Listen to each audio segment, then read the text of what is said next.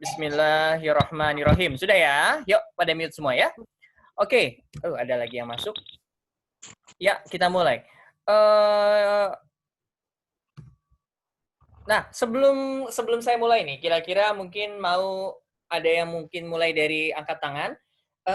Sebenarnya apa sih yang diharapkan dari pertemuan hari ini? Boleh saya tahu nih, sebelum kita memulai. Jadi biar saya bisa menjawab dan menjelaskan mungkin sesuai dengan harapan teman-teman semua. Siapa mungkin yang bisa angkat tangan?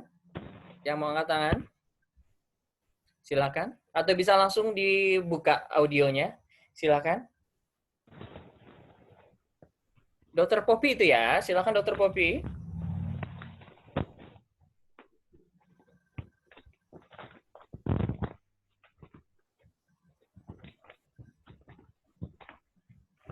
Ya, Dokter Poppy.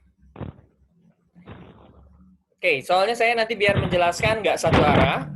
Jadi saya pengen tahu dulu agar bisa menyesuaikan dengan kebutuhan teman-teman semua.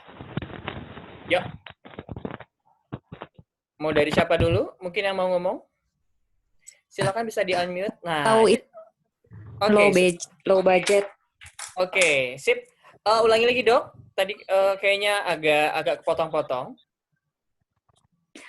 Mau tahu ilmu marketing dengan low budget. Oke, pokoknya lagi krisis, gimana caranya low budget tapi high impact. Seperti itu, Ya, Dok? betul. Oke, Ya, siap. kan kita pendapatan lagi berkurang nih. Sip, Jadi pengen betul. tahu mengurangi pengeluaran bagaimana, tapi marketing tetap jalan. Oke, sip. Berarti bagaimana caranya low budget seperti apa ya? Oke, nanti bakal jelaskan di evidence base ini karena kita memang banyak sekali orang ketika marketing itu ngikutin orang. Jadi kayaknya bagus deh nembak, pakai budget dan lain-lain. Dan ternyata sering pos-pos marketingnya itu nggak tepat sehingga disitulah yang memang cost-nya itu kedodoran gitu. Oke, sip. Silakan ada yang lain lagi mungkin. Dari low budgetnya itu sudah. Terima kasih tadi Dokter Poppy ya. Yuk, silakan dokter yang lain sebelum kita memulai. Ada disebutin berdasarkan data ya, Dok ya? Betul sekali. Jadi pengen tahu datanya seperti apa sih ngumpulinnya dan gimana cara ngolah datanya itu, Dok. Oke, mulai dari cara dapetin data, ngolah data. Good, nanti tenang. Di situ saya jelaskan step by step-nya dan bagaimana pola pikirnya gitu. Ini biasanya adalah sebenarnya ini adalah pola offline. Two people sebenarnya. Oke, ini adalah sebenarnya teknik online yang memang saya jadikan di offline.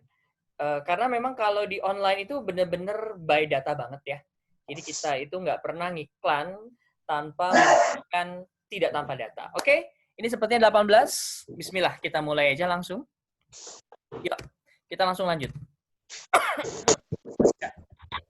Oke, kita banget ya.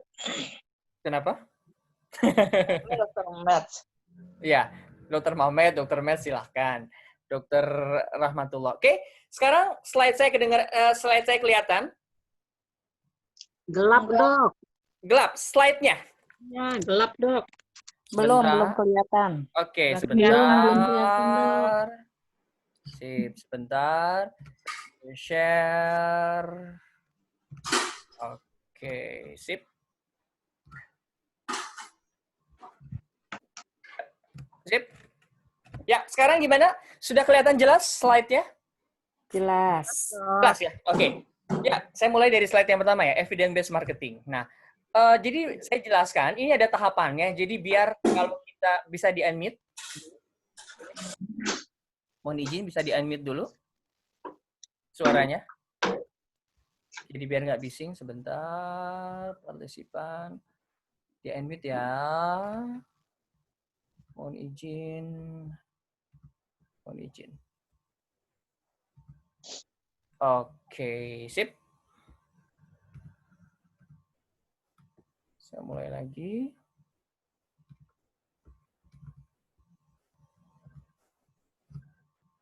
Oke, saya jelaskan step by step ya. Kalau misalkan ada suara saya yang nggak jelas, langsung unmute, langsung kasih tahu ya. Jadi biar kayak kita makan itu apa ya, nggak langsung olap bahasa Sundanya. Jadi ini kita step by step. Jadi saya bagi dalam 3 tahapan, mulai dari basic, intermediate, sampai advance. Ini adalah one by one, step by step. Oke, overview. Di basic itu, kita akan belajar bagaimana caranya membuat strategi berbasis data yang dimiliki untuk membuat sebuah strategi low budget high impact. Materinya adalah, pertama, kita belajar esensi dasar. Ini sebenarnya hanya menjawab 3 hal. Why, what, dan how. Why? Kenapa sih evidence based ini penting? Kenapa sih kita harus bisa ini? Kenapa sih harus menggunakan data? Kenapa sih kita nggak menggunakan, ya sudahlah, gimana kita insting marketing dan lain-lain? Kenapa kita harus benar-benar berbasis data? Yang kedua, kita akan belajar tentang what. Kita akan belajar tentang apa itu traffic, apa itu 5 ways marketing, apa itu customer journey dan funnel. Dan yang terakhir adalah jawaban, oke, saat ini aku udah dapet nih data, udah punya data, gimana caranya? Maka disinilah kita mulai tahapannya, mulai dari collect, organize, planning, execute, dan analyze. Gitu. Cuma mungkin untuk analyze saya nggak langsung karena memang cukup lumayan. Mungkin saya nanti langsung berbasis kasus aja ya. Karena memang kasus yang seperti ini memang pelan-pelan harus saya step by step langsung praktek ya. Oke, sip. Kemudian berikutnya adalah slide. Basic ya. Oke, yang intermediate. Oke, yang intermediate apa sih bedanya? Yang intermediate ini kita sudah mulai mengkombinasikan antara riset online dan offline. Kenapa saya harus pisah? Kalau yang basic tadi adalah data yang apa ada saat ini, ataupun data yang biasa kita grab saat ini, kita organize. Intermediate ini soalnya sudah berhubungan sama Google Trend, keywords, insight Instagram, YouTube Analyze. Ya, bagaimana kita menggabungkan data tersebut, membuat strategi retargeting, dan melakukan integrasi, melakukan iklan berbasis online, menggunakan paid traffic, yaitu Facebook Ads, Instagram Ads, dan lain-lain. Tapi saya nggak bahas di sini. Kenapa? Karena memang ini membutuhkan waktu, membutuhkan pemahaman basic yang memang kita butuh waktu untuk hal seperti itu. Jadi saya bagi seperti itu ya. Basic, intermediate, advance nggak saya jelaskan di sini. Advance itu sudah mulai melakukan namanya scale up.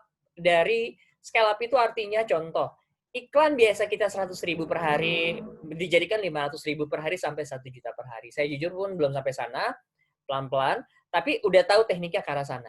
Itu nanti sambil jalan, karena kalau kita belum pernah ngiklan di Facebook Ads, di Instagram Ads, di Google Ads, saya nggak akan lanjut ke sana. Jadi, saya ulangi lagi, biar tahu framework-nya adalah, hari ini ngapain aja sih? Maka kita akan belajar tentang basic. Basic itu adalah tentang bagaimana,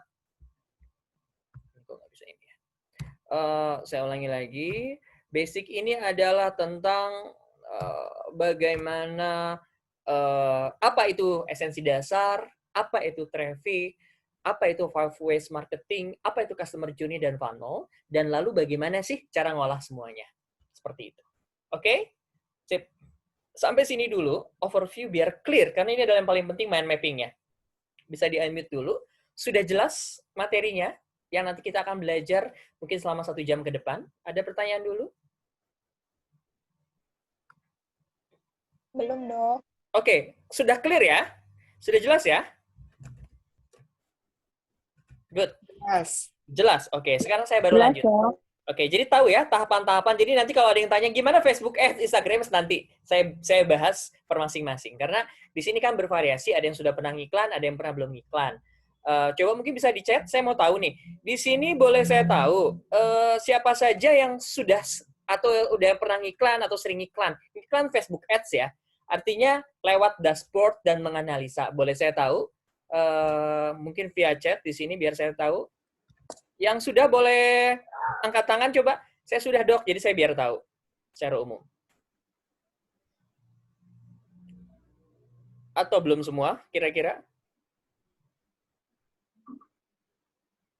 Oke, anggap aja. Oh, belum ya? Oke, sip. Anggap aja kita berarti belum pada mulai. Saya pernah tapi nggak paham banget juga sih. Oke, saya belum. Artinya anggap aja saya rata-rata belum pernah ngiklan ya. Karena beda saya harus cara ngejelasinnya. Oke. Jadi saya mulai basic banget. Why evidence-based marketing? Oke. Di sini kita mulai. Oke, Arum cari baru masuk. Sip. Pertama adalah basic bahwa marketing itu adalah science dan art. Artinya apa? Ini sama kayak ilmu kedokteran ya. kita itu sebenarnya kalau saya bilang bahwa seorang dokter itu tuh sebenarnya eh, proses pembelajaran kita tuh harusnya udah jadi seorang marketing handal. Kenapa? Pola yang ada di kedokteran itu adalah pola yang benar-benar persis apa yang ada di marketing.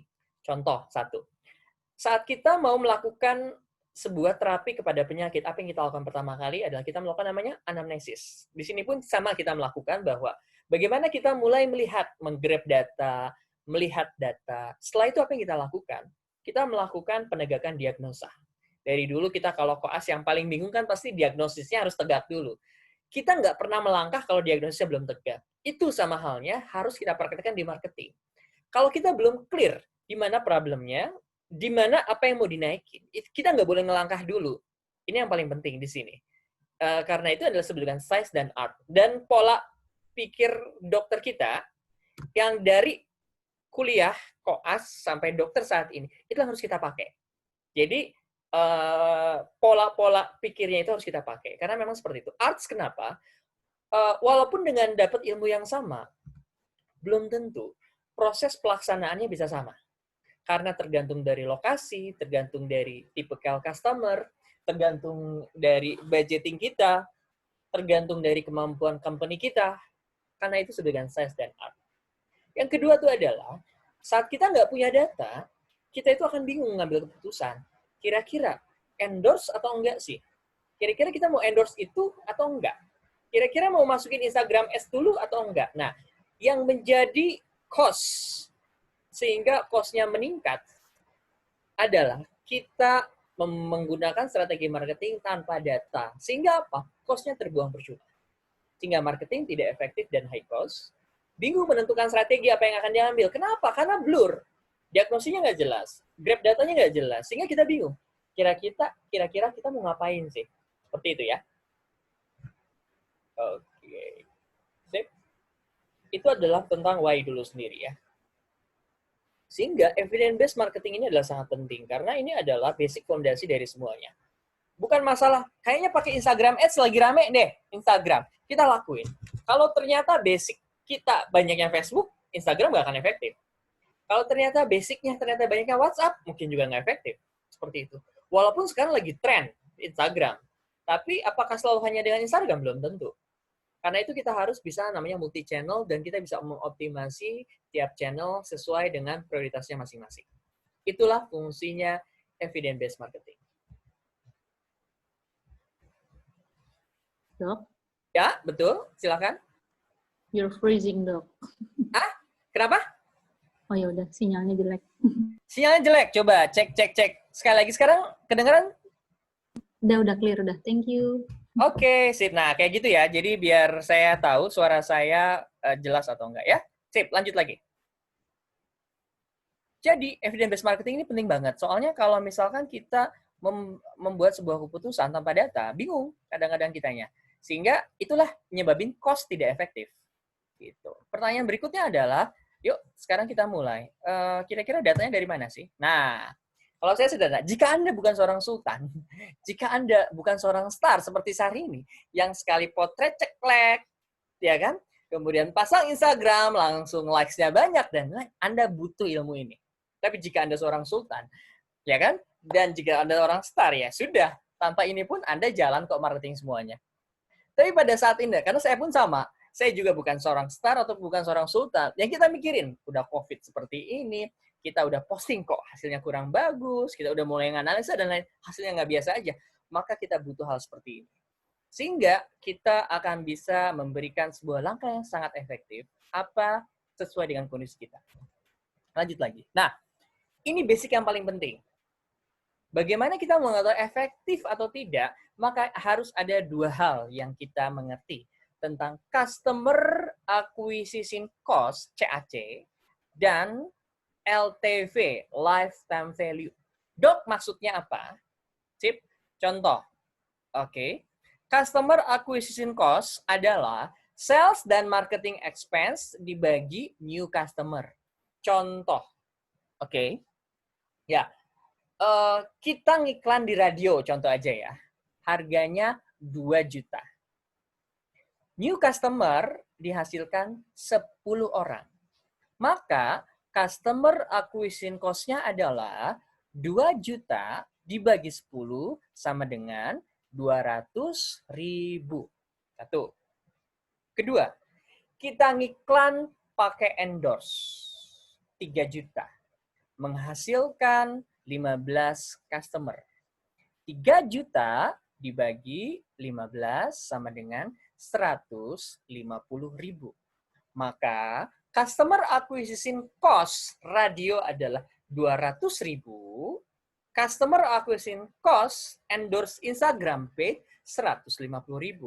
Pertanyaannya adalah, mana yang lebih efektif? Lewat paid endorse atau lewat radio? Silahkan bisa di-unmute. Silahkan, atau misalnya di chat juga boleh. Tes. IG yang lebih IG. murah. Kenapa?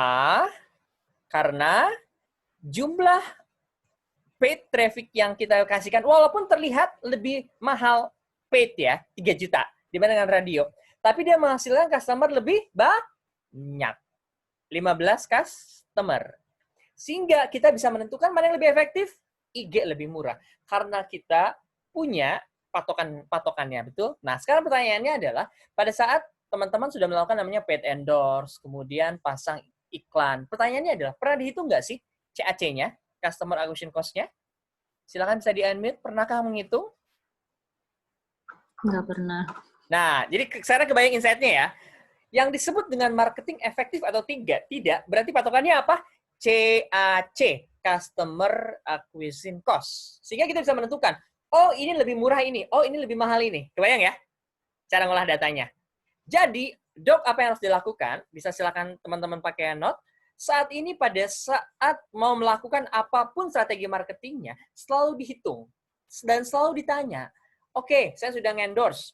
Kira-kira, dan saat nge-endorse, jangan nge-endorse doang. Harus pakai kode atau apa, pakai apapun yang bisa mengetahui dengan persis kira-kira customer tersebut dapatnya, tahu informasinya dari mana. Situ ya, kata kunci di situ, CAC. Jadi kata kunci di sini adalah untuk menentukan bahwa strategi marketing mana yang efektif adalah melihat dari customer acquisition cost. Dan kalau kita nggak pernah hitung ini, sekarang mulai saat ini kita harus hitung di sini.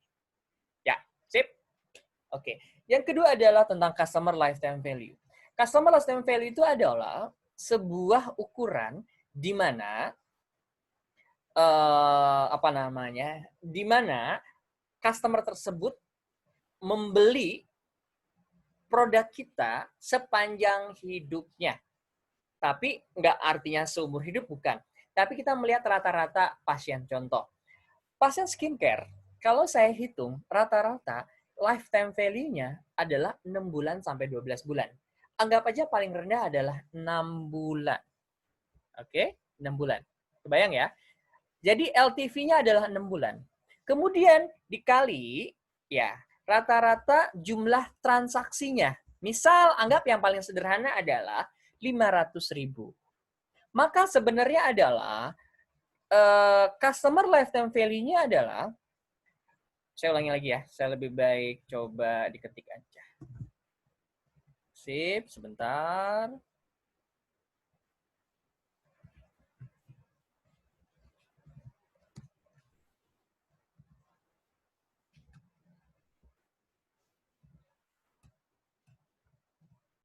Sip, sini ya. LTV. Oke, jika kita melihat bahwa lifetime skincare. Dok, nggak kelihatan tulisannya, maaf. Oke, sip. Sebentar. Ya, sekarang kelihatan ya? Kelihatan ya? Udah, Dok. Oke, Ya, contoh udah, ya. Dok. Makasih. Saya anggap rata-rata lifetime skincare itu adalah 6 bulan aja ya. Dan rata-rata orang beli namanya average sales. Kalau soalnya rumus yang tadi agak bingung, kalau saya sih yang simple aja. Average sales-nya rata-rata aja anggap 500.000. Maka customer lifetime value-nya adalah 500.000 dikali 6 sama dengan 3 juta. Oke, kita berhubungan sama yang tadi lagi. Jika CAC-nya tadi ya dari paid Instagram, ya kan, 3 juta dibagi 15 customer menghasilkan sama dengan 200.000 aja anggap ya. Artinya dengan budget 200.000 per orang menghasilkan 3 juta. Kira-kira dengan pola pikir kayak gini, murah atau mahal ketika kita ngiklan? Coba Murah. Ibu, murah, betul kan? Oke, nah karena itulah nanti di slide saya berikutnya adalah, nah ini, sip, lihat, iklan rokok. Jadi jangan kaget, saya dulu mikir kayak gini, iklan rokok, ini kok rokok cuma dijual cuma 20.000, 30.000, tapi kok kenapa orang mau bener-bener ngebayarin? Bener kan? Saya mikir, oh ternyata konsep lifetime value ini. Orang rokok anggap aja sehari bisa 20.000. Rata-rata orang merokok, penelitiannya adalah paling minimal, kalau orang sudah terkena rokok, paling rendah 5 tahun. Sedangnya rata-rata 10 tahun, bahkan bisa sampai 20 tahun. Anggap aja kita ambil setengahnya 10 tahun.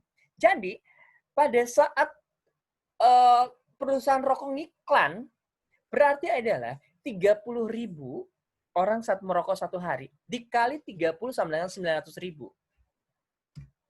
Kali berapa? Lihat ya, lifetime value rokok. Kita hitung. LTV rokok.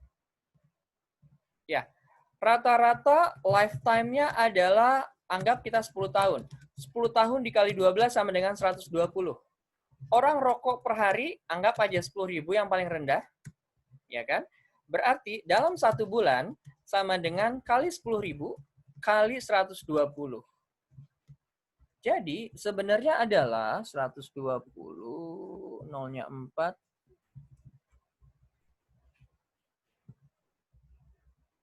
Sorry. Segini ya? Oh, sorry. 1 bulan berarti 30. Kali 30. Berarti ini kali 30 sama dengan adalah 3 kali 12 adalah 36. 36 juta. Ya. Kebayang ya? Berarti ternyata adalah orang ngerokok sekali bisa menghasilkan lifetime value sekitar 36 juta. Itulah pola pikir mindset dasar dalam beriklan, dalam marketing. Artinya adalah apa? Bahwa marketing itu adalah investasi, bukan pengeluaran. Salah satu hal itu yang harus teman-teman tanamkan. Sehingga pada saat, aduh kayaknya mahal sih sekarang, teman-teman harus lihat lifetime value-nya. Dari situ teman-teman bisa mengetahui, oh ternyata pada saat orang sudah masuk pertama kali, ya kan, itu akan budget kita sebenarnya nggak terlalu mahal-mahal banget. Ya, bahwa masih worth it gitu. Di situ dia. Oke? Ini adalah fondasi dasar banget yang memang teman-teman harus tahu kenapa ini adalah pola pikir kita dalam marketing, bahwa marketing adalah tentang investasi, bukan hanya masalah cost saja. Kayak gitu. Sehingga teman-teman pada saat nanti mau iklan Facebook Ads, iklan atau apa, teman-teman punya mindset seperti ini. Jadi pola pikirnya panjang. Inilah pola pikir pebisnis, bukan penjual. Oke, sip. Itu adalah overview yang pertama. Dan ini kenapa saya nggak boleh lewat?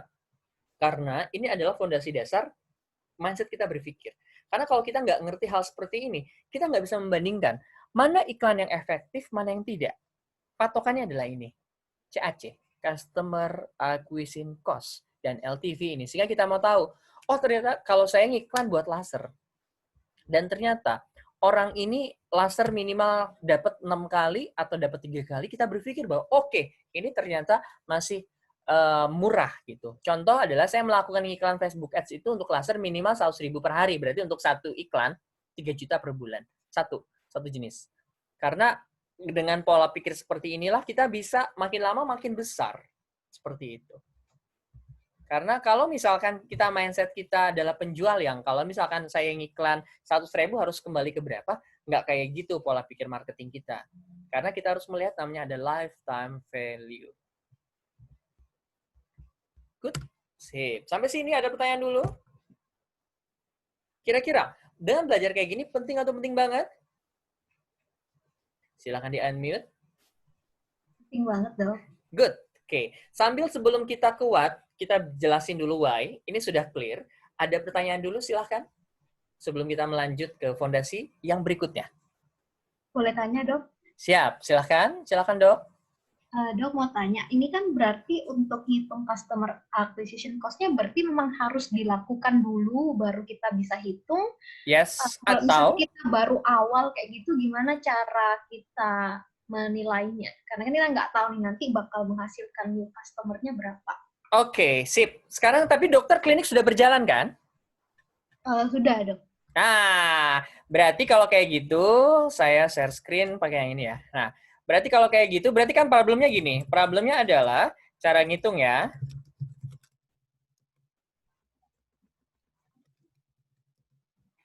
Apakah yang akan berjalan atau sudah berjalan kan?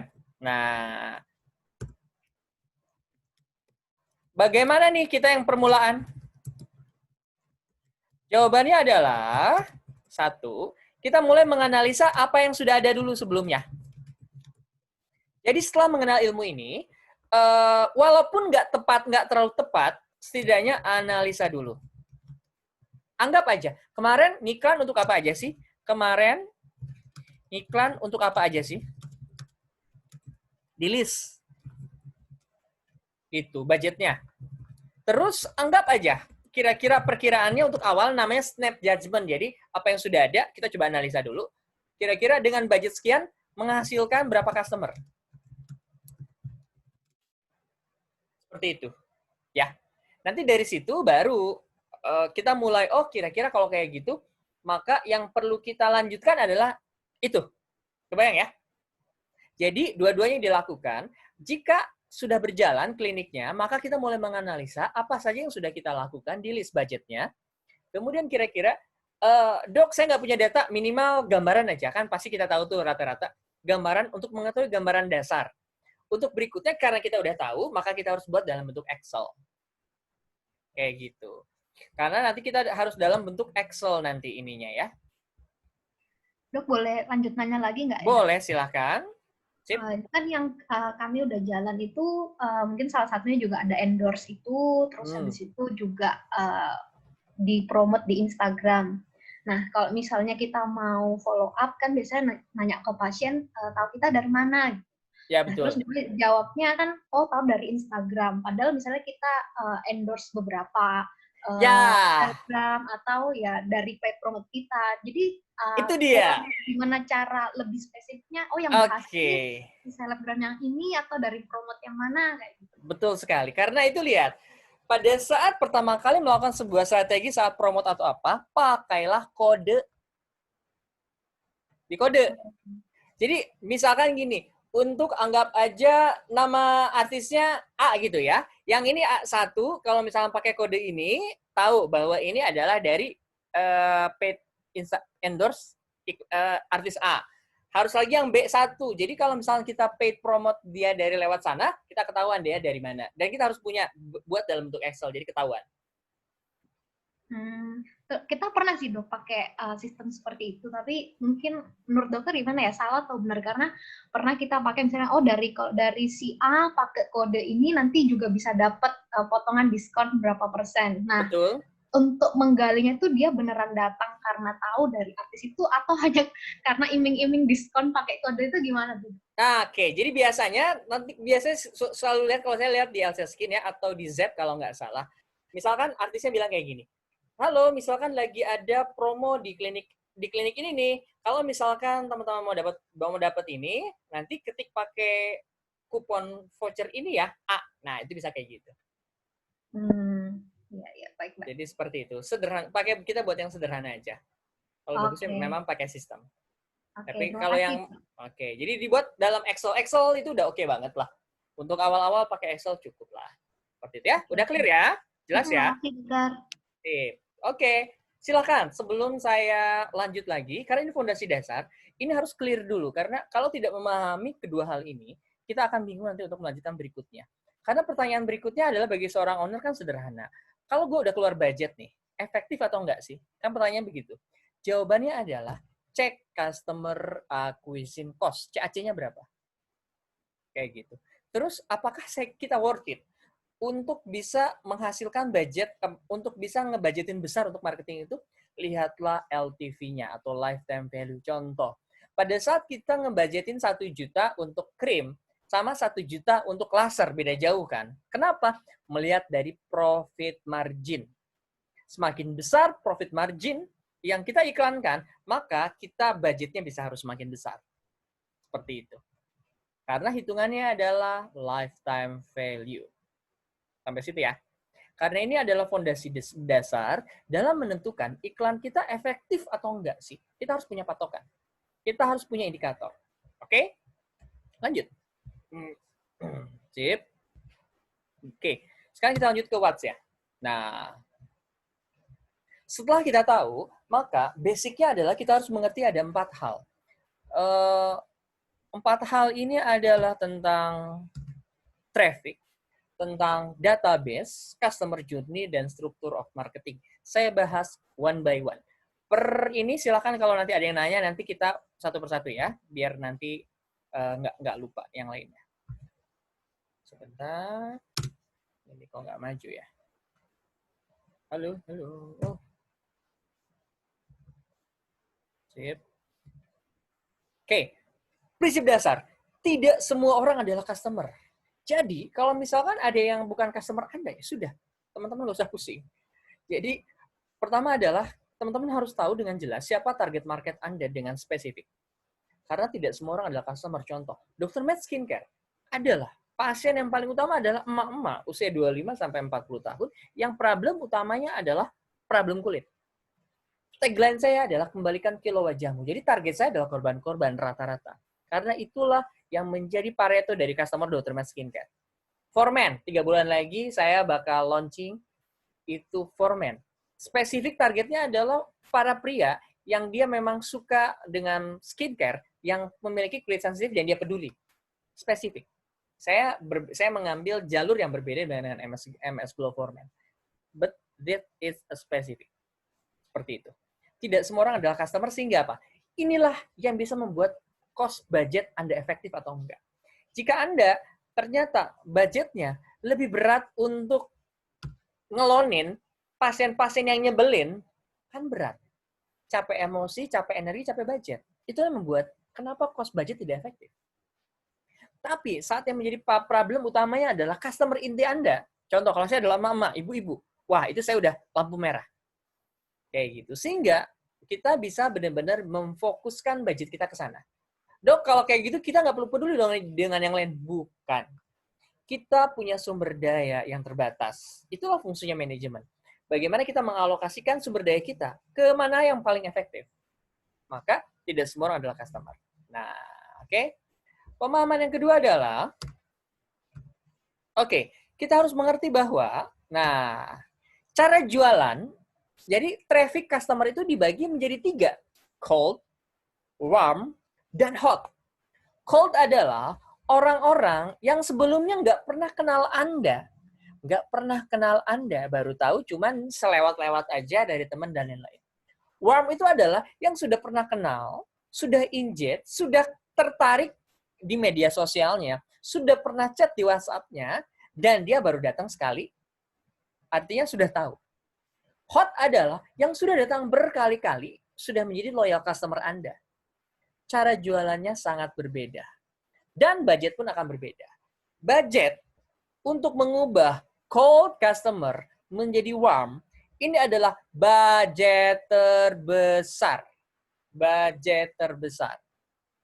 Dan yang paling murah adalah pada saat Anda paling jualan kepada hot customer Anda atau dari warm ke hot. Karena budget Anda akan jauh lebih hemat. Ada sebuah quote marketing bahwa biaya menghasilkan customer baru jauh-jauh lebih besar dibandingkan dengan merawat customer lama. Karena itu, pada saat kita sudah mengerti ilmunya, maka kita harus punya budget khusus, program yang khusus untuk merawat customer-customer lama kita. Karena apa? Karena untuk merawat customer lama, ini budgetnya jauh lebih efektif, lebih murah dibandingkan dengan membangun customer baru. Jika ditanya, Dok, strategi yang efektif, low budget, high impact yang seperti apa sih? Strategi yang kita fokuskan untuk menjaga customer, hot customer, atau yang mengubah conversion antara warm dan hot customer. Dibandingkan dengan kita harus menghasilkan customer baru terus. Inilah yang akan menghasilkan budget yang besar-besar dan besar terus. Kenapa? Kita butuh waktu untuk edukasi karena customer itu membutuhkan sebuah perjalanan untuk mengetahui dari produk kita. Seperti ini. Ya, jadi orang itu nggak mungkin langsung tiba-tiba beli. Dia itu harus mulai aware dulu deh sama tertarik. Oh, saya tahu tuh klinik A di situ. Oh, saya sudah mulai tertarik karena saya sudah chat lewat online dan dokternya baik banget nih. Oke, terus sorry. Dan juga dia sudah mulai nanya-nanya ke temennya, udah mulai nanya-nanya, kayaknya klinik itu bagus deh, udah ngeliat dan lain-lain. Habis beres, langsung deh ke purchase seperti ini. Budget dari atas ke bawah adalah, budget terbesar adalah untuk menghasilkan leads, prospek ini lebih rendah, untuk menghasilkan customer ini jauh lebih rendah lagi. Seperti itu. Nah, yang jadi masalah adalah, pada saat kita melakukan strategic marketing, kita campur semuanya. Kita campur semuanya. Itulah yang menyebabkan budget kita menjadi tidak efektif. Budget kita juga menjadi terbuang percuma. Budget kita juga adalah tidak terkonsentrasi atau tidak terklasifikasi dengan benar. Sehingga kita bingung. Kira-kira saat ini yang efektif yang mana sih? Karena kita nggak punya penilaian. Dan kita nggak bisa memilah dan memilih. Seperti itu. Oke. Sip. Oke. Oke, jenis traffic adalah free. Bisa dari Facebook personal, grup, WA marketing, personal, grup. Kalau saya ada grup arisan dan pengajian ya. Paid itu artinya yang kita berbayar. Pakai Facebook Ads, pakai IG Ads, Google Ads, paid promote, dan endorse.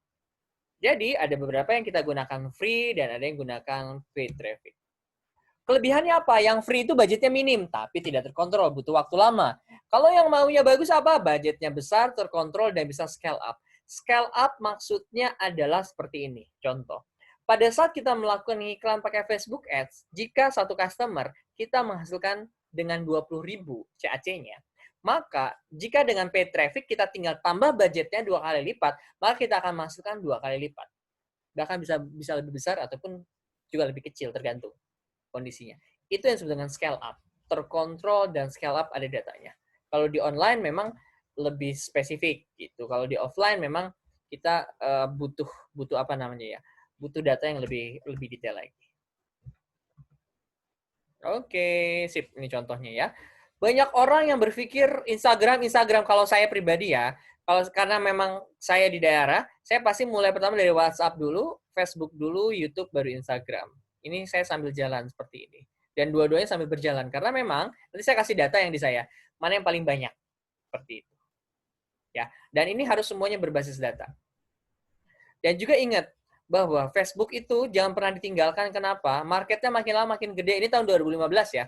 Tahun 2019 itu adalah sudah menambah sekitar 10 juta user akuisisi lebih nambah. Apalagi dengan Facebook mengakuisisi WhatsApp dan Instagram. Dia makin lama makin naik. Jadi banyak orang berpikir meninggalkan Facebook, hanya Instagram aja, sayang. Kalau menurut saya gunakan semuanya dan gunakan mana yang ada target market kita secara spesifik. Investasikan ke sana. Kalau bisa sih semuanya. Sama seperti sekarang kalau misalkan teman-teman apa namanya ya? Ininya adalah para eksekutif, itu bagus di LinkedIn juga. LinkedIn oke juga. Saya lagi mau coba buat paket-paket buat para eksekutif dan orang-orang yang sudah aware terhadap rapid test. Contoh, di LinkedIn itu sudah oke. Database yang harus dimiliki adalah nomor telepon WhatsApp, email, usia, jenis kelamin, medsos yang dipakainya apa. Sunnahnya adalah demografi lengkap, psikografi, custom audience, fixed pixel, group FB, grab subscriber. Nanti saya bakal jelaskan per one by one ya. Oke, sip. Nah, sip. Sampai sini ada pertanyaan dulu?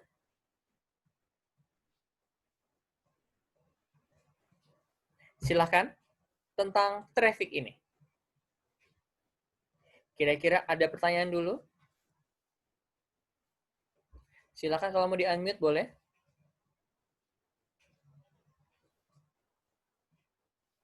Punten dok, nanya kalau mau tahu data Facebook itu dari mana ya dok?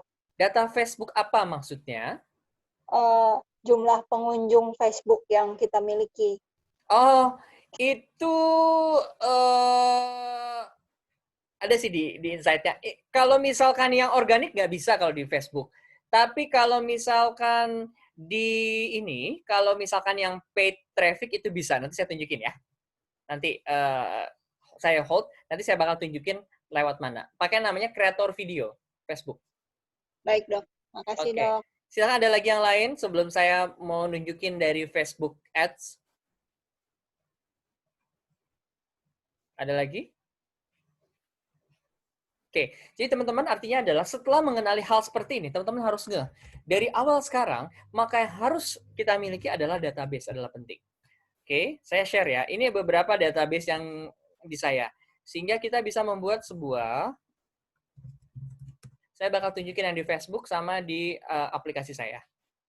Jadi, analisa statistiknya tuh akan seperti apa sih? Oke, yang ini jelas kelihatan ya?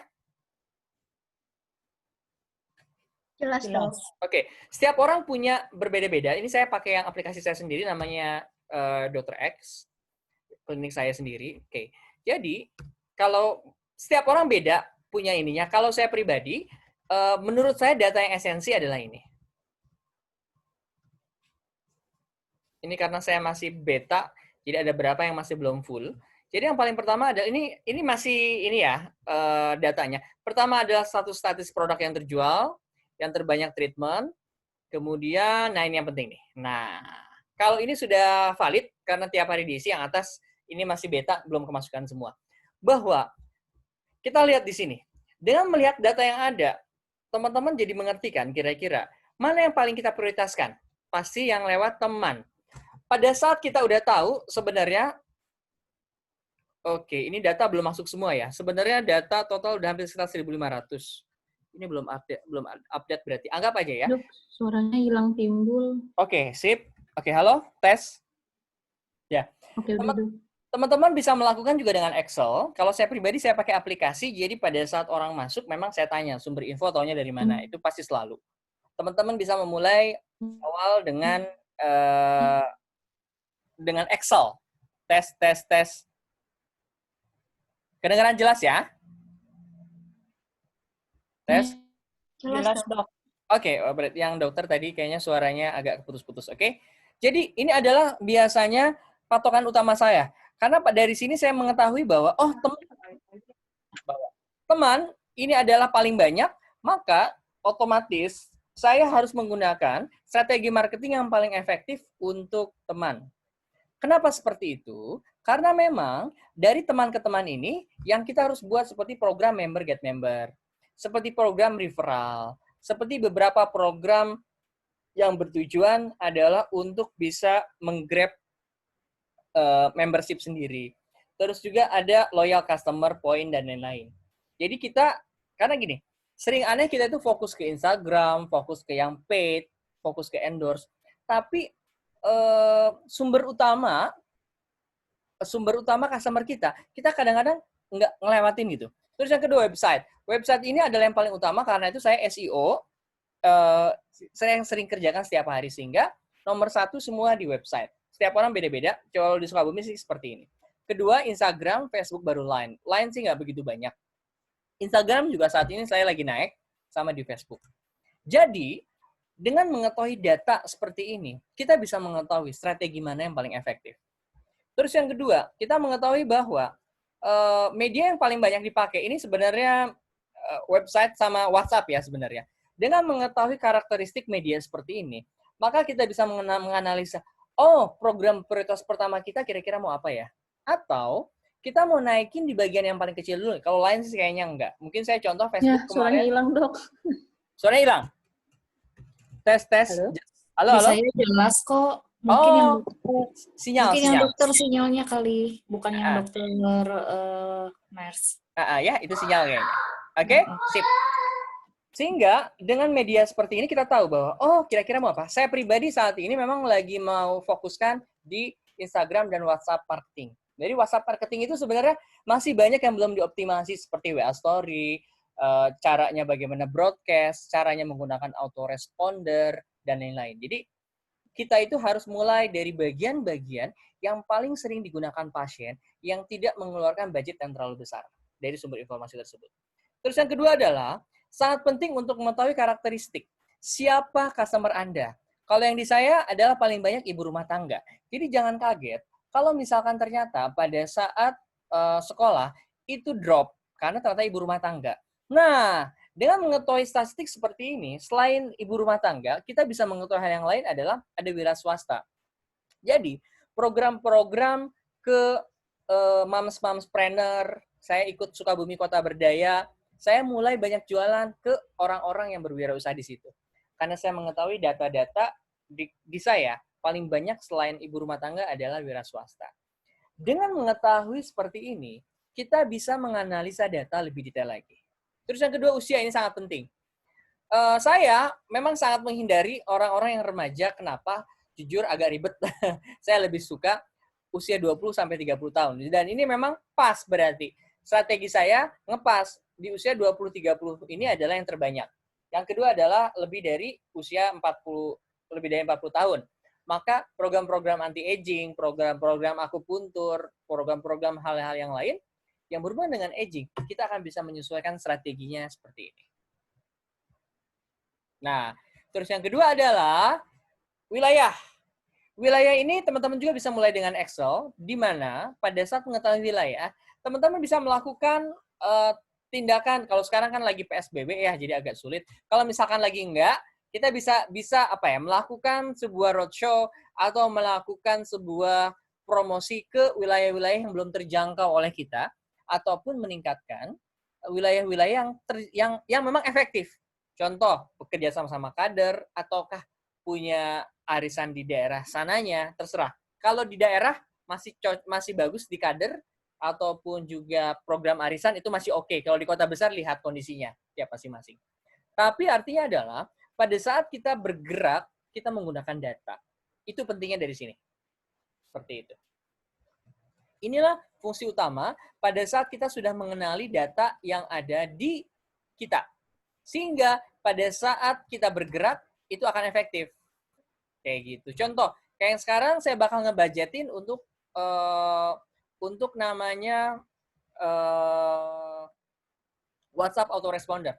WhatsApp Autoresponder adalah di mana pada saat orang ngeklik WhatsApp tersebut selama 30 hari, itu bakal ada WhatsApp otomatis. Seperti itu contohnya.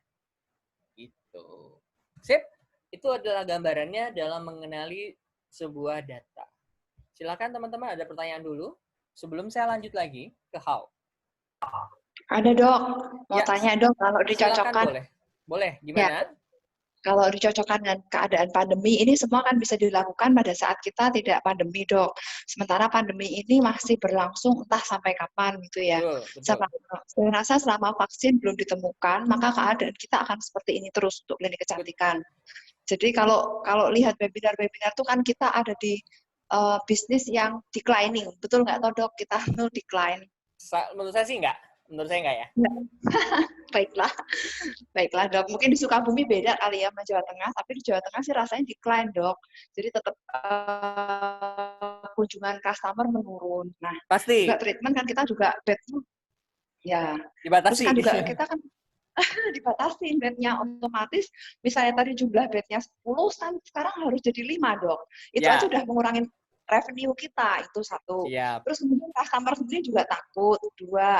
Terus ini kalau sampai kira-kira 1 tahun lagi, kita kan akan seperti ini 1 tahun lagi dok. Betul jadi sekali. Terus apa tuh dok solusi terbaiknya untuk kita klinik kecantikan di masa ini gitu dok? Oke, itu nanti ada tahapan berikut. Karena setelah kayak gitu, kita ada tahapan namanya reprofiling. Reprofiling ini sebenarnya nggak, itu materi yang lebih tinggi sebenarnya, tapi nggak apa-apa, saya nanti bahas. Ini kan masih materi basic ya. Reprofiling adalah kita mulai menganalisa kembali karena sekarang sudah menjadi new normal. Saya pribadi sekarang lagi melakukan namanya reprofiling. Kebiasaan-kebiasaan baru mereka, sumber-sumber informasi mereka yang harus kita memang berubah caranya. Nggak bisa lagi kayak kita kayak gini. Dan itu semua harus berbasis data. Itu nanti itu sebenarnya teknik lanjutan.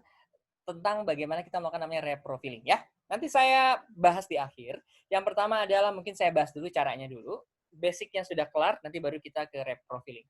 Reprofiling adalah sebuah teknik di mana kita melakukan profiling ulang. Perlunya data tuh kayak gitu.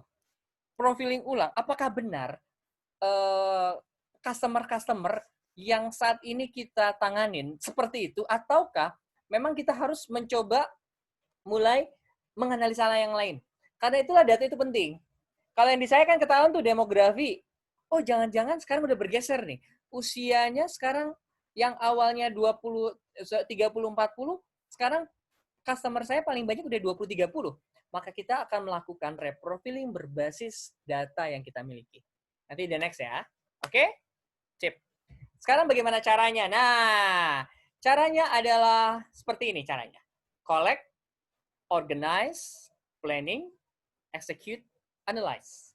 Jadi tahapan strategi dalam mulai kita melakukan mulai dari grab data sampai menjadi sebuah data yang bisa kita analisa. Ini yang penting. Mengkolek. Oke. Rumusnya the king. Jadi disinilah yang paling penting. Ini Trump ya. Oke. Yang pertama adalah rumus ini nggak akan pernah berubah. Mau lagi pandemi, mau lagi apapun. Dan ini yang kita otak-atik. Pertama adalah prospek dikali closing sama dengan buyer kali average sales, repeat order sama omset. Contoh. Prospek 500 orang, kita sebar flyer, kita Instagram ads, paid promote, closingnya cuma 10%. Pembelinya 50 orang, kali 50.000, membeli produk kita 2 kali sebulan, sama dengan 5 juta. Sekarang bagaimana? Nah, menyambung pertanyaan berikutnya lagi adalah, kita harus lihat, jika yang dirasakan adalah prospeknya yang mulai menurun, maka kita mulai bisa membuat orang-orang yang sudah ada membeli lagi lebih banyak. Yang disebut dengan average sales. Nah, contoh aja. Di simulasi yang ini adalah pada saat kita hanya menaikkan 10% dari closing, mengkalikan contoh, dan melakukan 2 kali dari prospek, contoh, yang biasa kita lakukan hanya organik saja. Sekarang kita udah mulai pakai Facebook Ads, YouTube Ads, Instagram Ads, menjadi 1.000 orang. Kemudian, orang yang biasanya chatnya biasa aja, kita udah mulai ajarin script marketing. Mulai kita ajarkan konversi closing. Mulai kita buat sistem high quality control buat sananya. Naik 10% aja. Kebayang? 1.000 dikali 20% kali 200 bla bla bla. Lihat ke bawah sama naikin repeat order. Meningkat sampai 800 kali lipat. Ini mungkin terlihat mudah. Tapi memang pada saat kita melakukan ngotak-ngatiknya, prinsip dasar ini nggak akan pernah berubah. Karena itu kita data itu harus sudah punya. Dok, saya prospek, maksudnya gimana? Maksudnya gimana sederhana? Setiap hari yang nelpon, yang chat di IG berapa kira-kira? Coba kita bisa naikin berapa banyak? Dengan cara strategi seperti apa? Konten yang seperti apa? Closing kita mulai ajarin caranya seperti apa? Average sales mungkin yang awalnya cuma beli krim saja, mungkin kita bisa tambahin hand sanitizer, masker, dan lain-lain. Repeat order mungkin kita bisa tambahkan hal yang lain seperti itu. Nah, dan kita lakukan sesuai apa yang kita punya. Oke. Pertanyaan adalah, strategi apa yang diperlukan untuk meningkatkan prospek Anda? Strategi apa untuk meningkatkan konversi closing? Contoh sederhana, prospek sangat sederhana kalau saya, organik dan paid traffic. Paid traffic, bayar Facebook Ads, Google Ads, YouTube Ads. Kalau nggak bisa, mulai dari buat konten yang keren. Mulai dari buat videografi yang bagus untuk naikin lead prospek. Mulai dari mungkin bisa paid endorse dan lain-lain. Yang kedua adalah untuk naikin closing. Ajarin caranya closing. Kasih script marketing. Buat high quality control untuk bisa naikin closing. Bisa seperti itu. Untuk naikin average sales, lakukan upsell, lakukan cross-sell. Ataupun lakukan bundling. Contoh, yang biasa cuma beli sana, misalkan beli skincare aja, kita bisa mau beli maskernya 5.000 aja, kita ada tambahan average sales. Itu lumayan loh. Yang awalnya cuma beli skincare aja, mungkin kita bisa tawarkan vitaminnya dan lain-lain. Itu adalah cross-sell. Upsell. Cross-sell, kayak saya sekarang melakukan paket rapid test ada. Infus vitamin. Terus dan lain-lain. upsell, cross-sell. Repeat order agak susah jujur yang ini, karena memang sudah seperti itu ya. Kalau namanya skincare, nggak mungkin lagi perawatan diseringin. Ya, coba pikirkan kira-kira apa sih yang bisa dilakukan treatment agar bisa lebih berulang. Nah, pertanyaan berikut, mana yang kita prioritaskan? Mulai dari apa yang ada dalam genggaman tangan Anda. Mulai ngurangin operation, mulai dari mungkin bisa naikin gross margin. Kalau nggak bisa banget, ya sudahlah. Mulai berarti mengurangi HPP dan lain-lain yang mungkin bisa kita kurangi. Efektifkan di situ. Mulai dari pelukan Anda. Mulai dari mana? Mulai dari naikin conversion rate, mulai dari naikin revenue transaksi. Revenue transaksi maksudnya adalah yang tadi. Cross-sell, upsell. Baru mulai deh kita mencari leads, mulai mencari, meng-calling lagi lost customer. Ini paling susah. Bagaimana biar customer bisa balik lagi ke kita? Ataupun juga mulai dari repeat customer lagi. Oke, seperti itu dulu. Sebelum saya jawab pertanyaan, tadi dokter siapa yang nanya ya? Dokter siapa? Mohon izin, tadi saya nggak ngelihat screen ya. Yang pandemi ya dok ya? Ya, nanti sebelum saya jawab itu, saya bahas dulu yang basic ini dulu ya. Sip. Iya. Oke, kira-kira ada pertanyaan. Jadi tadi saya list ya. Berarti adalah strategi efektif di pandemi. Terus yang kedua adalah tadi, tentang mengetahui dari profil Facebook kita ya. Iya, benar dok. Kemudian tadi adalah strategi di pandemi. Oke, nah sebelum saya jawab ini, saya bahas dulu yang basic yang tadi ya. Karena kalau basic ini nggak ngerti, nggak akan bisa ke sana. Karena patokannya adalah ini, rumus the king ini yang kita otak-atik soalnya. Sip. Sambil jalan, kira-kira ada pertanyaan dulu tentang yang ini? Monggo. Silakan.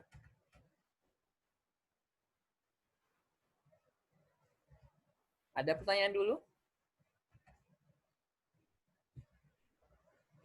Bisa di-unmute sebelum saya jawab yang ini? 1, 2, 3. Oke, sip. Saya lanjut aja ya.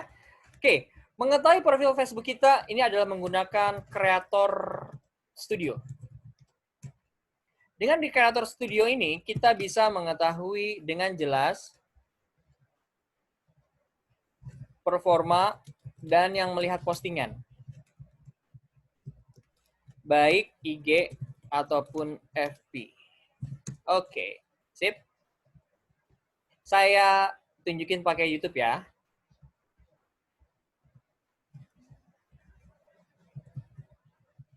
Creator Studio Facebook.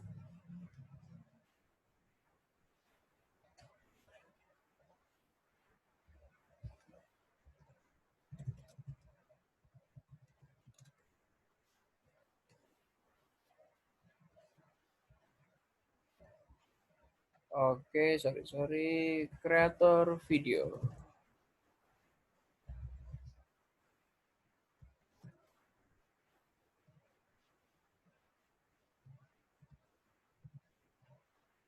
Saya kasih di chat untuk Creator Studio.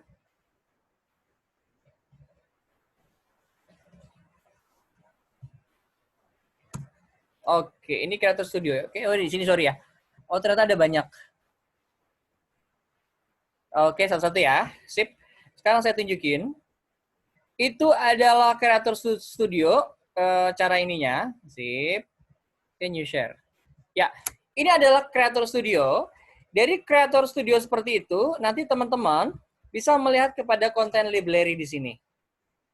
Teman-teman nanti bisa melihat dari postingan dan lain-lainnya, nanti melihat nanti di sini. Sorry. Ini Instagram ya.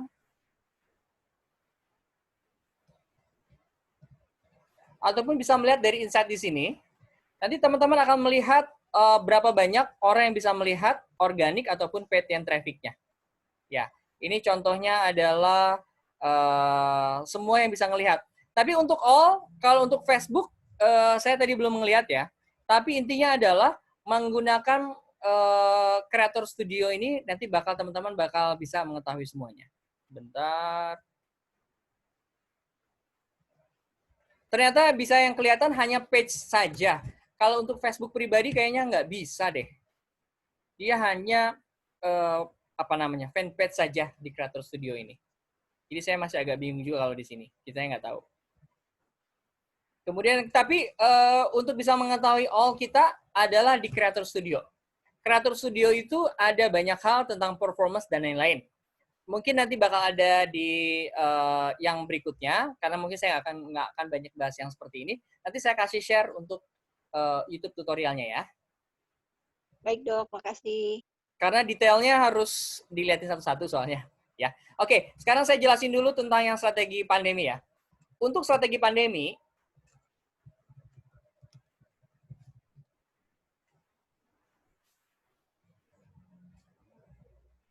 oke. Strategi yang pertama adalah kita harus melakukan namanya reprofiling. Apa itu reprofiling? Kita mulai menganalisa lagi berdasarkan demografi dan psikografi. Demografi maksudnya apa? Kelihatannya ini ya. Mulai dari lihat usia. Mulai lihat dari pekerjaan. Oke. Jadi pada saat orang itu memang nggak bisa beli, intinya adalah gini. Produk itu selalu ada jodohnya. Jika dia nggak bisa, jika pasien kita yang biasa nggak bisa, tapi masih ada orang lain yang bisa. Itu udah pasti. Maka kita harus melakukan namanya reprofiling. Demografi, usia, pekerjaan, kemudian juga lokasinya di mana, ini demografi. Kemudian, ya sederhana sih ini aja. Kemudian kedua adalah psikografi. Kita mulai melihat lagi kebiasaan mereka. Kebiasaan mereka seperti apa sih sekarang? Contoh, saat ini memang saya treatment di rumah, treatment di klinik kurang. Lagi mau coba, karena kan saya belum cobain juga tuh. Kemarin masih lagi rame di klinik, karena nggak sanggup. Sekarang mau coba di rumah-rumah. Kebiasaan mereka apa? Kebiasaan yang bisa menjadi opportunity kita.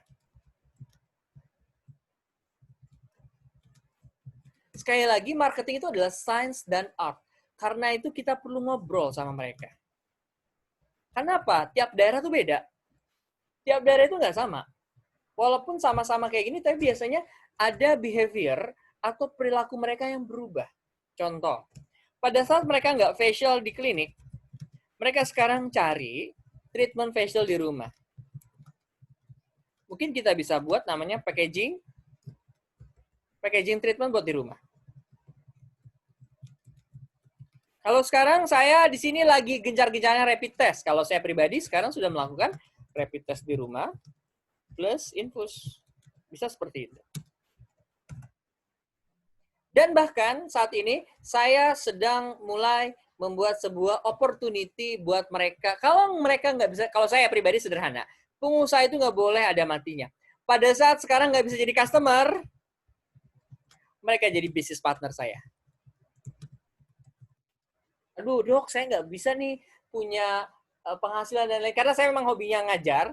Karena itu ya sudahlah, saya lagi mau buat kelas namanya Super Moms. Bagaimana mereka jadi bisnis partner saya? Contoh, ada yang saya di Surade, saya baru buat namanya virtual clinic. Virtual clinic sederhana, mereka konsultasi online seperti biasa, tapi terintegrasi sama sistem saya Dr. X tersebut. Sehingga datanya semuanya terintegrasi dan tetap rapi. Contoh, seperti itu. Maka kalau saya sederhana, selalu ada peluang dalam kondisi apapun. Kalau saya belajar dari orang Cina itu adalah selalu ada cuan dalam setiap kondisi apapun. Selalu ada cuan. Dan kita harus tanya, dan bagaimana caranya kita harus ngobrol dari situ. Setelah kita melakukan hal seperti ini, kita melakukan namanya reprofiling. Nah, dari sini beres. Maka kita melakukan strategi namanya 4C. Pertama, dari sisi customer. Sudah kan? Cek kebiasaan. Cek lagi demografinya. Cocokkan dengan kemampuan kita. Apa yang bisa dilakukan perusahaan kita untuk menjadi solusi masalah mereka. Cek lagi, change. Apa yang berubah? Corona. Apa sih yang berubah? Kebijakannya. Apalagi yang berubah? Kebiasaannya. New normalnya apalagi nih? Nah, kita cari lagi yang ngepas. Terakhir adalah kompetitor.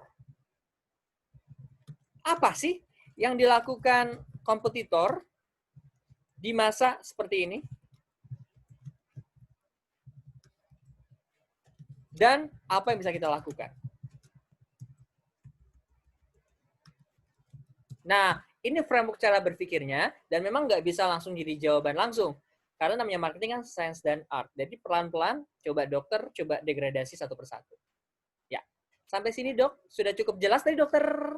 Siapa dok yang bertanya? Elia dok, Dokter Elia. Oh, dokter Elia. Pantes suaranya saya tidak asing. Ya, dokter.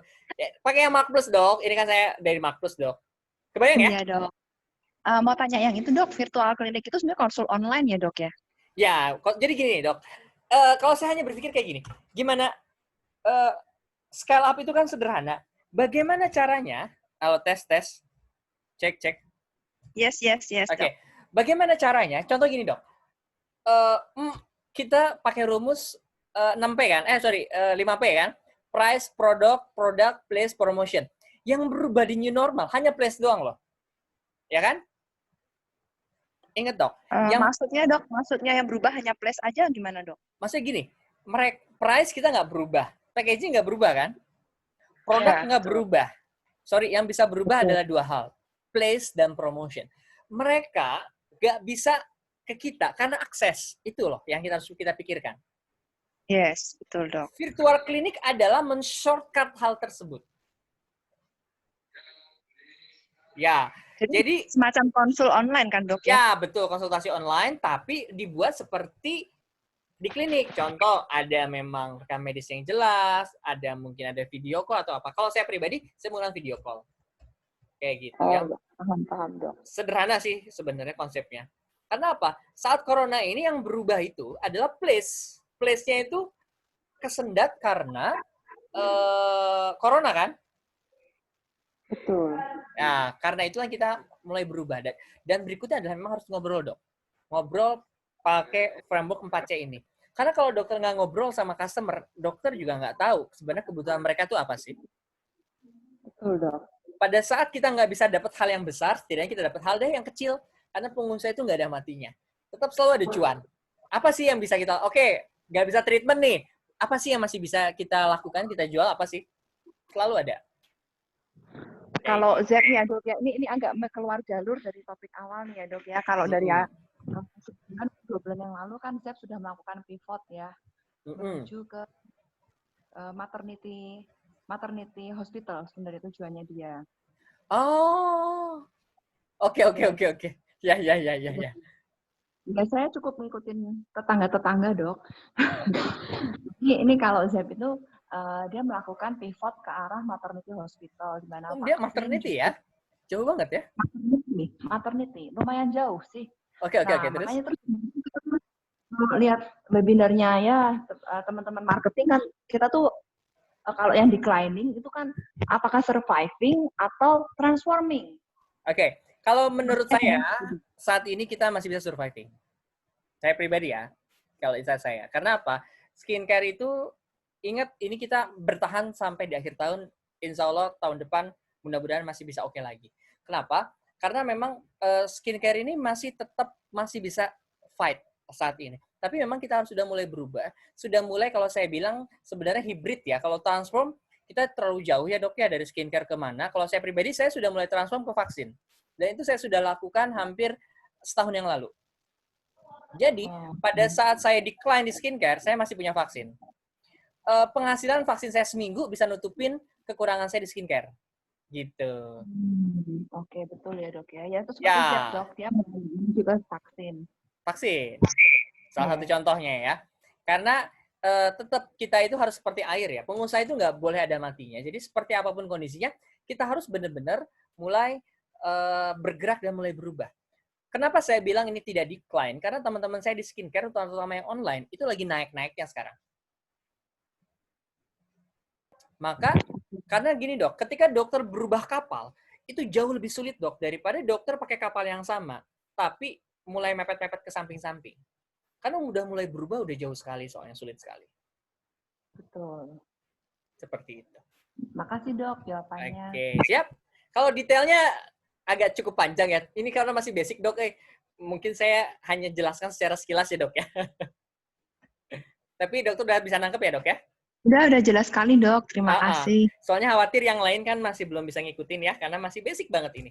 Masih tahap awal. Karena itu saya bagi beberapa basic, intermediate, sampai advance. Kata kuncinya adalah jangan transform tapi hybrid sih kalau kata saya. Skincare masih oke. Hybrid, Dok. Bagus istilahnya. Nah iya, gak ada. Pak Herman juga kayaknya, saya juga baru kepikiran tadi sih. Aku hybrid sih. Ngawin berarti. Kalau klinik saya udah mengkawinkan antara skincare dengan vaksin. Udah lama, setahun. Kenapa? Saya sudah nggak aneh sama corona ini. Jadi, karena saya udah tahu, vaksin ini akan berkembang. Saya fullin dan lain-lain. Karena contoh gini, saat haji dibuka, saya hanya butuh 500 itu untuk nutupin operasional skincare. Sederhana kan, simple. Karena itu bakal naik. Gitu dong. Sama yang kedua, saya pribadi sekarang saya sudah mulai bekerja sama vendor-vendor gede untuk melakukan sebuah online yang dia sudah punya resellernya gede. Banyak. Karena memang kalau kita memang masih dine-in lah kalau bahasa rumah makan, agak berat saat sekarang. Kita harus mulai bergerak, harus mulai terus berubah dengan kondisi yang ada. Harus fleksibel dengan apa yang ada. Karena kalau enggak memang kita bakal tergerus. Seperti itu sih kondisinya. Gitu dok. Oke? Makasih, Dok. Silakan sebelum kita tutup, mungkin ada pertanyaan lagi berikutnya. Oh sorry, tadi saya ada lihat yang di chat ya. Sorry. Aduh, ini baru datang ya. Sip, saya chat dulu. Oke, Dok, konsultan bentar ya. Dok, masalahnya kita harus punya produk ber-PPOM sendiri. Kalau merek pabrik udah dijual di online kayak Tokopedia terus Oke. Terus kletekin merek kan nggak mungkin. Kalau banyak yang jual peluang juga semakin kecil untuk kejar omset. Oke. Jujur, memang kalau misalkan untuk Dr. Rachel, jujur, memang kita harus yang punya produk ber-BPOM sendiri. Kenapa? Saat ini memang customer kita sudah sangat kritis. Kemudian juga memang kita harus sudah mulai bergerak ke sana. Aduh, saya kan misalkan belum sampai ini quantity. Nggak usah khawatir, mulai dari dulu apa yang ada. Kalau saya pribadi tetap mulai dari kletekin, tapi nggak dijual bebas. Tetap kita jual ke customer-customer yang memang dia langsung konsultasi online, kita kletekin pakai label biru, itu masih aman kok. Karena dia ketemu dokter, itu masih oke. Karena ingat, pengusaha itu nggak boleh ada matinya. Saat teman-teman nggak punya BPOM, setidaknya kan teman-teman masih punya klinik, masih punya apotek. Sederhananya gini, orang yang bukan dokter aja gila-gilaan lo jualan, masa kita dokter kalah? Jangan sampai seperti itu. Pengusaha nggak boleh ada matinya. Tapi tetap harus main aman. Ada label apotek, label klinik, ada dokter, ada pengawasan. Tetap sih kalau menurut saya harus masih main aman. Dok, konsul virtual klinik bayar apa? Gratis? Kalau saya pribadi, saya gratis dulu aja. Karena kan kita lagi butuh. Karena saya lagi naikin. Kalau saya pribadi, yang ada programnya adalah basis database customer-nya. Tapi kalau misalkan via ininya lebih mudah via Zoom atau via saya WhatsApp video call, WhatsApp call aja. Kayak gitu. Sip, recording slide PPT-nya tenang, nggak usah khawatir, siap komandan. Oke, sip, seperti itu. Ada pertanyaan lagi sebelum kita tutup? Dok, terakhir dok, tadi ada yang kelewatan mengenai voucher. Sebentar. Yang mana voucher nih? Yang endorse dan kita tahu ini customer datangnya dari endorse yang mana itu dok. Oke, sip. Butuh sederhana. Oke, saya jawab. Dokter siapa tadi dok, punten? Dokter Lisa dok. Oke, Dokter Lisa ya. Saya ketik aja biar nggak lupa ya. Dokter Lisa. Konsepnya apa? Pertama adalah konsep evidence base ini adalah buat poin diferensiasi untuk validasi. Maksudnya apa? Setiap strategi marketing kita, sekecil apapun itu, harus kita kode. Harus kita kode. Kenapa? Untuk membedakan. Kecuali kalau udah pakai aplikasi. Di aplikasi yang saya, dia sudah ada untuk marketing activity, kira-kira di mana. Kalau yang belum, sederhana, tetap masih bisa kita pakai Excel, nggak usah khawatir. Kita ketik. Contoh, endorse artis A. Kita kasih kode misalkan A1 atau siapa gitu ya namanya. Ya, A1. Di mana saat A1 tersebut, sebentar.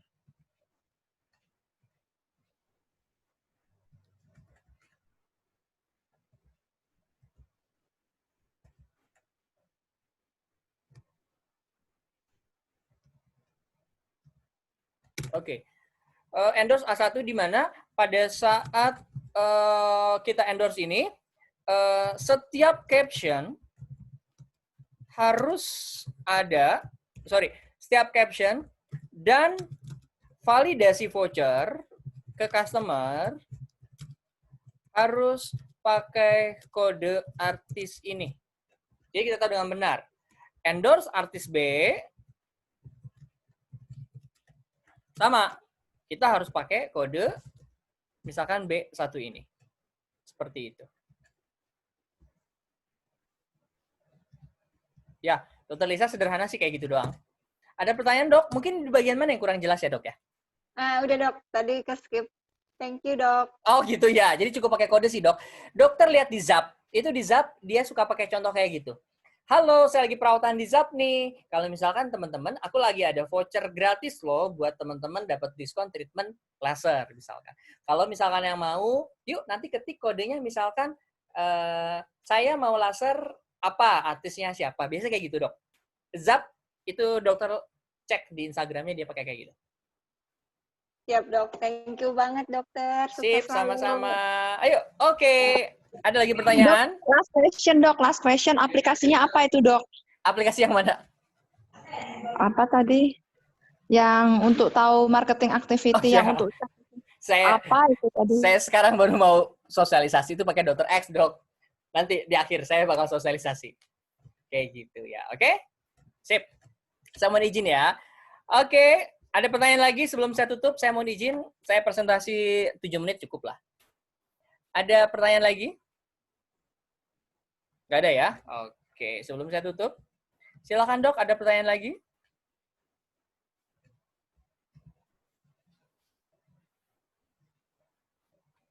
Nggak ada ya? Belum Dok. Oke, sip. Ya, jadi saya perkenalkan, ini namanya adalah Dr. X. Silakan, ini hanya teman-teman bagi yang mau saja. Ini adalah aplikasi yang saya bangun selama 1,5 tahun dengan melihat kondisi-kondisi yang ada. Dr. X ini 3 hal yang paling membedakan adalah operational system, analytical data, dan laporan data. Ini yang paling membedakan dibandingkan dengan yang lain. Dan ini mudah untuk melihat easy visual dashboard operation, analytical data, dan real time. Ini yang membedakan dengan yang lain. Oke, sip, udah tau lah ya, market growth aesthetic clinic. Saya melihat hal yang paling penting. Ini semua biasa aja, yang paling saya bedakan adalah satu flagging system. Di mana di dalam kondisi ini kita bisa membedakan pasien yang merah, pasien yang hijau, pasien yang kuning.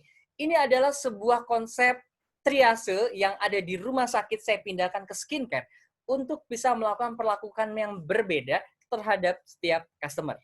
Kemudian kedua, ada lagi yang paling keren adalah analisa data. Demografi, psikografi, secara real time. Teman-teman tahu siapa, pekerjaannya apa, dan lain-lain. Karena itu saya berbasis data banget.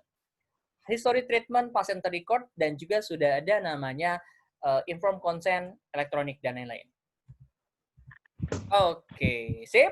Yang paling membedakan dibandingkan yang lain, semuanya punya. Tapi yang paling membedakan adalah sistem dashboard pasien.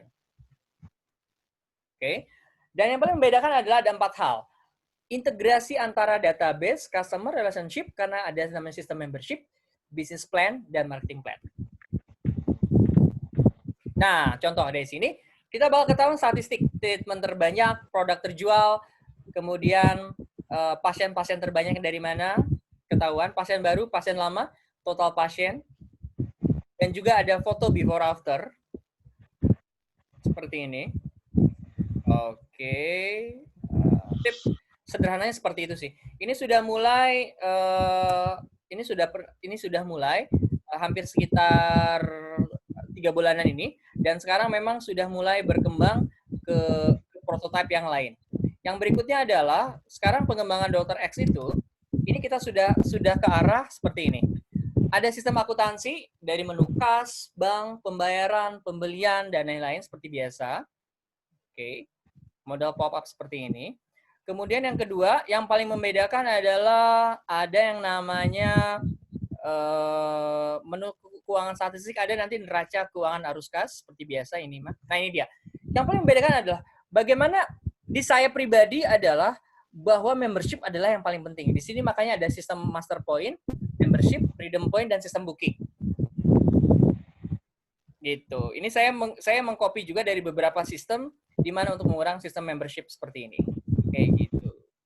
Kemudian juga nanti dari CRM tersebut kita bisa tahu dengan jelas siapa customer yang paling membeli dengan banyak dengan kita dan tidak. Nanti dari sini kita tahu nih, mana membership yang paling besar nih, yang paling menghasilkan yang terbanyak. Sehingga kita bisa membuat prioritas terhadap member ini sendiri. Dan sekarang juga sudah berintegrasi dengan WhatsApp.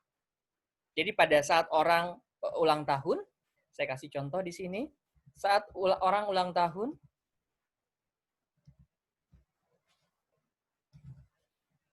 di data pasien, saat ulang tahun di sini, ini udah bisa langsung nyambung ke aplikasi menggunakan pihak ketiga yang disebut dengan Wawa Android. Kita nanti bisa langsung kirim ucapan via ulang tahun. Setelah beres, cepret, nanti dia langsung masuk, langsung dia terintegrasi seperti itu. Kemudian berikutnya adalah, yang paling membedakan adalah pada saat ini sistem booking pun ada. Di mana pada saat kita di masa pandemi ini, kadang-kadang orang butuh kepastian. Maka di sini nanti teman-teman bisa melihat, oh nanti orang dia datang booking dari jam berapa sampai jam berapa, masuk ruangan mana, dokter mana. Dan teman-teman bisa mengetahui walaupun lagi masa pandemi, teman-teman bisa benar-benar bisa menjaga safety karena melihat secara spesifik pasien itu nggak terlalu penuh, tapi efektif. Dari sini nanti ketahuan. Gitu. Dan yang berikutnya adalah untuk sistem pengingat pasien. Salah satu cara untuk meningkatkan repetitif adalah kita harus tahu kira-kira minggu ini bulan ini siapa aja yang kontrol dan lain-lain, sehingga kita bisa mengingatkan pasien tersebut. Karena sekali lagi bahwa untuk menghasilkan customer baru itu jauh lebih mahal dibandingkan customer lama. Karena itulah sistem ini ada. Ini adalah sistem integrasi. Oke, seperti itu saja. Sip. Nanti kalau misalnya ada, nanti silakan kontak-kontak saya. Nanti baru saya jelaskan lebih detail lagi. Silakan teman-teman. Mungkin ada pertanyaan lagi. Kalau enggak, saya tutup. Sore dok. Siap. Berarti ini lebih ke arah buat marketing ya program ini. Ini ada sebenarnya ada accounting. Tadi ada accounting. Juga. Dan ini sebenarnya paling kekuatannya ada di operasional dok. Jadi dokter tahu mana yang lagi konsultasi, mana yang lagi. Ini saya tunjukin ya. Oke.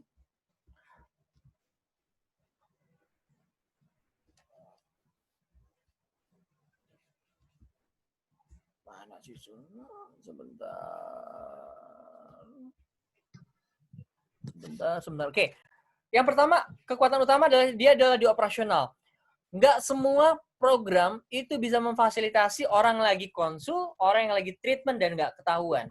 Dan pada saat orang sudah konsul, kita udah bisa nanti melakukan namanya seperti ini dok. Nah, sorry. Ini mah daftar. Jadi ada orang yang udah beres, ada orang yang belum beres. Kan kadang-kadang paciwuh ya bahasa Sunda nama. Jadi ketahuan tuh, mana yang sudah komplit, mana yang belum komplit. Jadi ketahuan dengan jelas. Dan teman-teman tahu. Jadi ini kekuatan utama adalah di operasional. Accounting ada, cuma memang nggak sehebat jurnal. Kemudian berikutnya adalah marketing integrasi. Nah, seperti yang saya bilang bahwa kita itu di sini bisa buat marketing activity. Jadi, pada saat akhir bulan, kita tahu nih, kita misalkan mau buat slide-nya. Oh ya, sebentar. Sip. Kelihatan ya? Kelihatan ya? Iya. Oke. Dokter nanti pada saat buat misalkan program peduli corona contoh ya. Program peduli corona.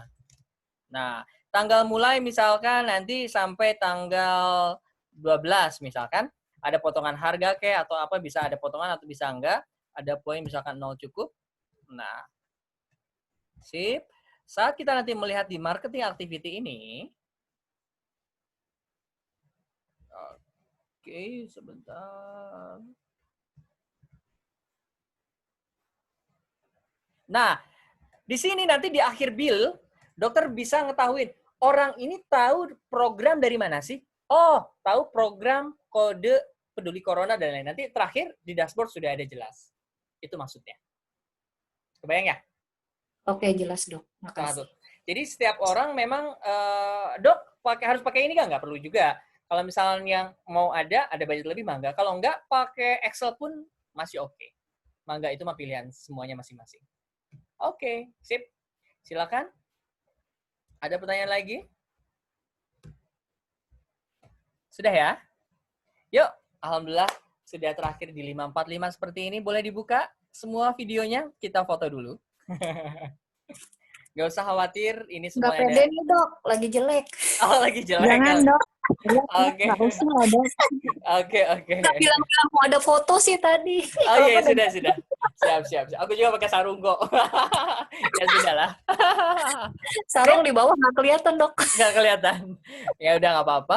Yang penting teman-teman dapat sesuatu hari ini. Oke, makasih banget dok Ya, ilmunya. sama-sama. Mantep Dok. banget. Ya, Terima kasih dok. Luar Sip. biasa. mulai besok, mulai dibuat di Excel. Nggak boleh lagi kita saat melakukan marketing, apapun aktivitas harus ter-record. Dengan sesederhana mungkin.